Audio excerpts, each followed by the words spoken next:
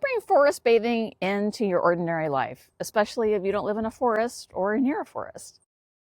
Well, yes, technically that phrase, forest bathing, is a translation of the Japanese phrase shinrin-yoku.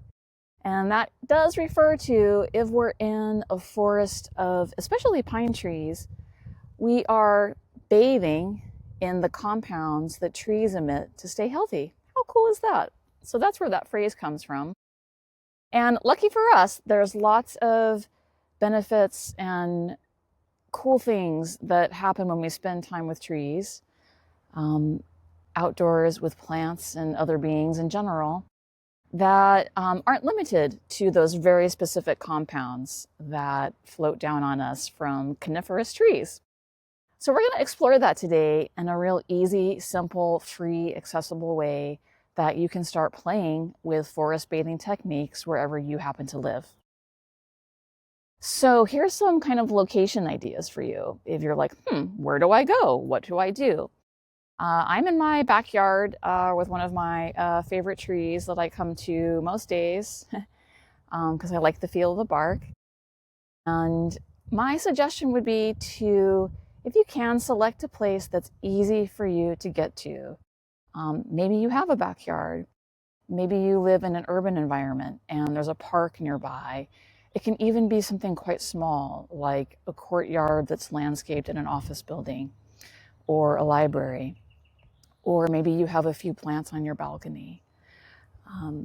So really kind of the priority is ease of access, something you can get to without requiring a lot of effort, something that over time could just become part of your life. So it's absolutely amazing to be able to drive or go to places that are in what we think of as the wild.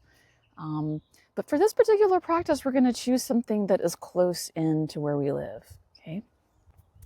And why that's important is this is a simple opening practice that if you do it even a few minutes a day, if you can every day, if it's a few times a week, like there's no rules here, but it is one of those things where little by little over time, there's a deepening that happens. And it's by going back to the same place and seeing it day in and day out over seasons, over changes in your life.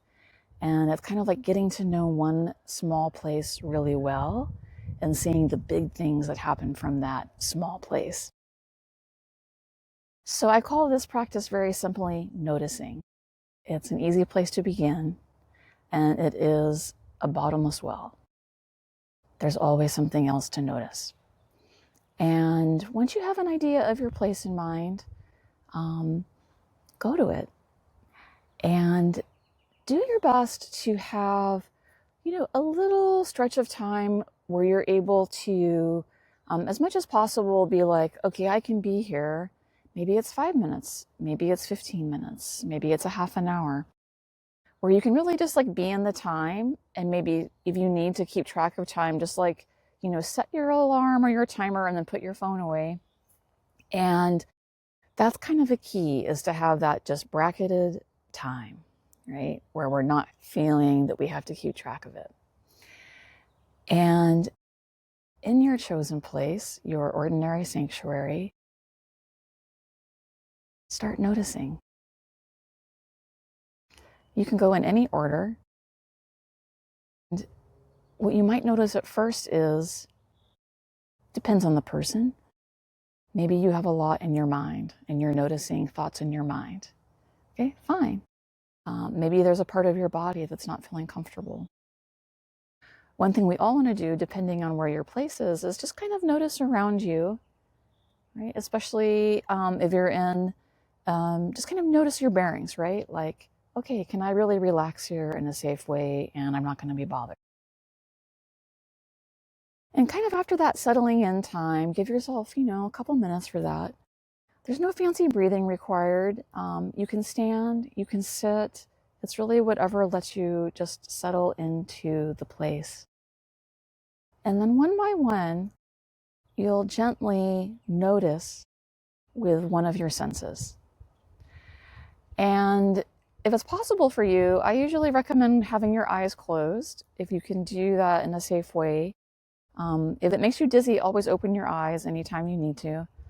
But we live in a world that's so visual dominant that having the eyes gently closed can kind of help us dilate our other senses. And so I often like to start with tactile, with touch, because it's such a visceral, immediate way to kind of resettle ourselves in an experience. And partly that's why I like this tree. I'll touch the bark of the tree and it just has an immediately presencing effect. And then what you'll do is, just in a leisurely, like non-strict way, spend a couple minutes with each sense. Okay? Maybe you start with tactile, right? Even touching your own skin, right? Like I'm feeling it's been warmed by this midday sun here in Eastern Washington. Then I might move to, what am I hearing? What do my ears notice?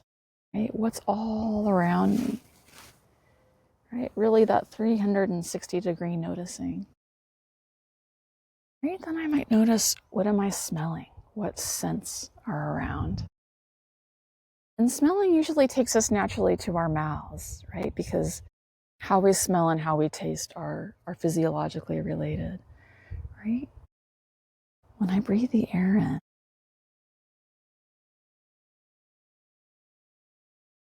what do I notice in my mouth, on my tongue, right? Maybe I notice what I ate for breakfast, like whatever it is. And after we move through those with ease, without feeling hurried, I'm going more in a focused way just to explain the practice, right? But you would be more leisurely about it. And then it's just at the end that we open our eyes. And something really cool happens if you've been with each sense and then you open your eyes. There's like a freshening of what you're able to see. And those are the 5 major senses, right? There's other senses. Depending on where you are, what you feel comfortable with, you can explore your spatial sense, right? We live in a very front to back world, so really just kind of exploring the space around you. And even with the kind of core 5 senses, a couple minutes with each one is about 10 minutes. And doing that over time, consistently, and noticing and trying to, as much as possible, just kind of be not processing or interpreting and just noticing. Depending on how you are or how your mind works, you might name things. You might be someone who finds naming things to be, keeps you up here in your brain, right? And we're trying to have more of a full sensory present experience. And we just notice and allow what is around us to show itself to us, to arrive however it arrives. And it may start to be in conversation with what's arriving within you. And all of it is allowed to arrive. And we notice as much as possible without judging or assessing.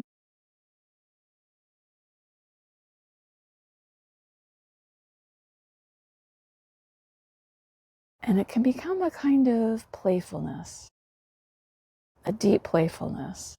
What might I notice today? What will be something I didn't see before, or hear, or touch? And if we do that over time, I can actually say this and be honest about it. I guarantee that something will change for you. Many things will. The noticing will lead to a dilation, an expansion, a deepening connection. And the cool thing about it is you'll get to verify and experience that for yourself. And this is really just a seed invitation to get started. Okay, bye. See you next time.